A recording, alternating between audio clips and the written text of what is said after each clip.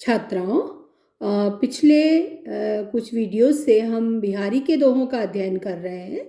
उसी को और आगे बढ़ाते हुए हम कुछ और दोहों को समझने का प्रयास करेंगे।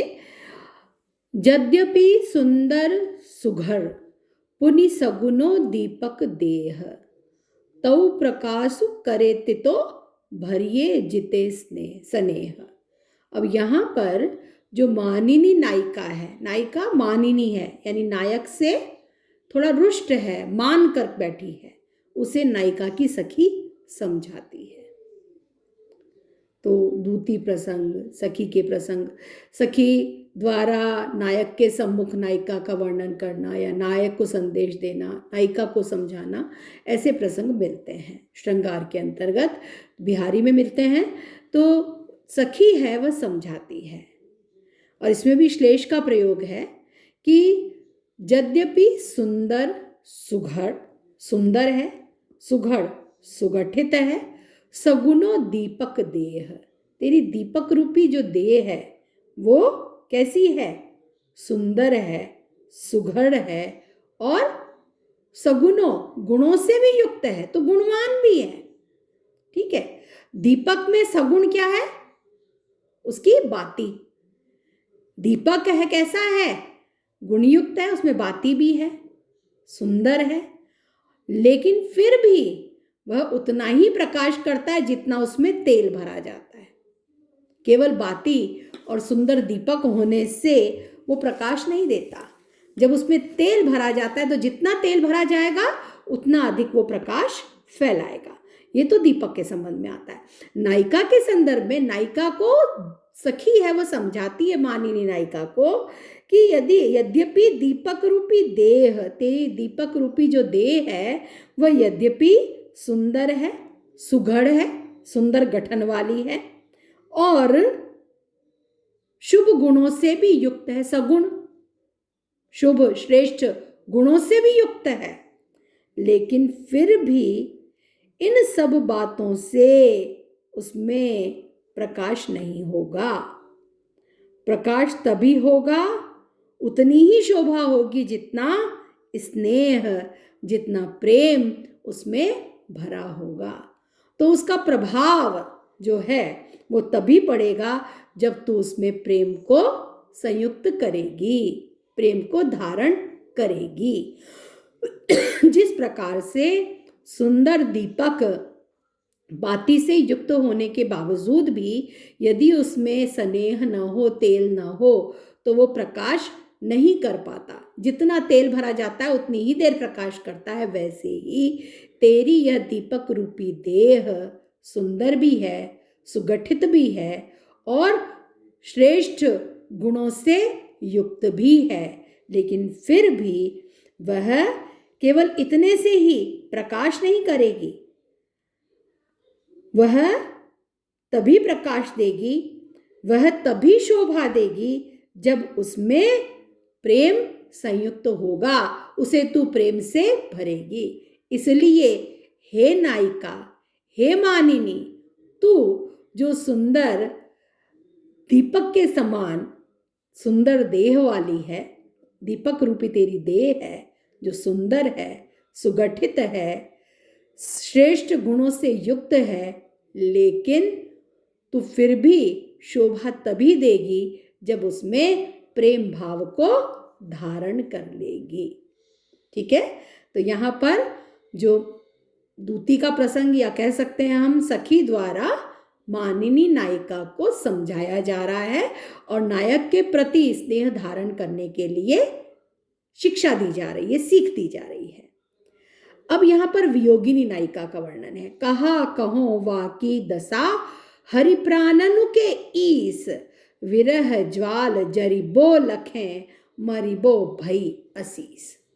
यहाँ नायिका की वियोगावस्था का वर्णन है। श्रृंगार रस के कवि हैं और श्रृंगार रस के दो भाग हैं, संयोग और वियोग।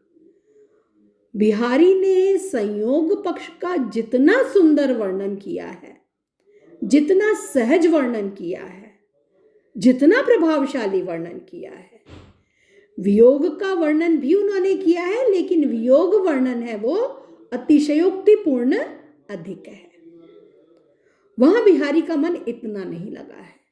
वस्तुतः हम कह सकते हैं बिहारी जीवन के सुखद पक्ष के कवि हैं। संयोग में सुख है, सुखद पक्ष के कवि और सुखद पक्ष के वर्णन में उनका बखूबी मन रमा है और बहुत सुंदर, सहज, स्वाभाविक और प्रभावशाली वर्णन उस संयोगावस्था का वो करते हैं। जहां वियोग की बात आती है तो वियोग का वर्णन वो करते तो हैं, लेकिन वियोग का वर्णन अतिशयोक्तिपूर्ण हो जाता है। जब आप बिहारी की कविता में श्रृंगार रस की बात करेंगे तो आपको संयोग और वियोग दोनों को बताना होगा और दोनों से संबंधित जो उदाहरण है उन्हें आपको ध्यान भी रखना होगा और उनका उल्लेख भी करना होगा, उनके उदाहरण भी देने होंगे। तो यहाँ पर नायिका जो वियोगिनी नायिका है उसकी सखी नायक के सम्मुख नायिका की जो वियोगजन्य दशा है उस दशा का वर्णन करती है और कहती है, कहा कहो वाकी दशा हरि प्राणनु के ईस। हे हरि, मैं उसकी दशा का वर्णन आपके सामने कैसे करूं? आप तो उसके प्राणों के ईश हैं, आप ही उसके प्राणों के रक्षक हैं। उसकी वियोग में ऐसी दशा हो रही है, विरह ज्वाल जरिबो लखें, वह जिस प्रकार से विरह की ज्वालाओं में जल रही है, वियोगाग्नि में तप्त है, कष्ट पा रही है, दग्ध हो रही है, जल रही है, उसे देखकर ऐसा लगता है कि मरना ही उसके लिए आशीर्वाद है।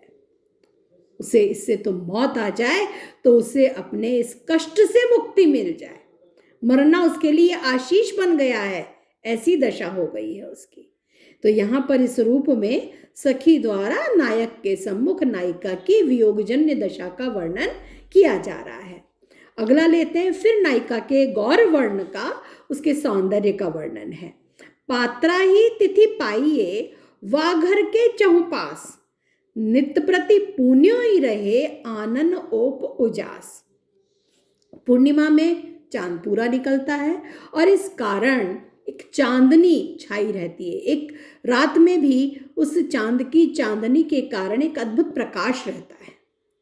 तो उस नायिका के सौंदर्य का वर्णन सखी द्वारा नायक के सम्मुख किया जा रहा है कि वह नायिका जहां रहती है उस घर के आसपास उस नायिका का जो गौर वर्ण है, उस गौर वर्ण के कारण नित प्रति प्रतिदिन उसके आनन ओप उजास, गौर वर्ण वाला जो उसका मुख है उसकी कांति के कारण एक उजाला सा चारों ओर फैला रहता है और इस कारण प्रतिदिन वहां पर पूनम ही रहती है, पूर्णिमा ही रहती है और इसलिए उस नायिका के घर के आसपास जो भी रहते हैं वह पात्रा द्वारा ही, यानी पत्री पंचांग के द्वारा ही तिथि का पता लगा पाते हैं।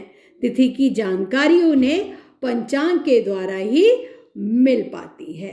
पंचांग बिना उन्हें तिथि परिवर्तन का पता ही नहीं लगता, क्योंकि वहां पर उस नायिका जो गौर वर्णा है उसके मुख की कांति से ऐसा प्रकाश फैला रहता है कि वहां उस घर के आसपास नित्य पूर्णिमा की स्थिति बनी रहती है।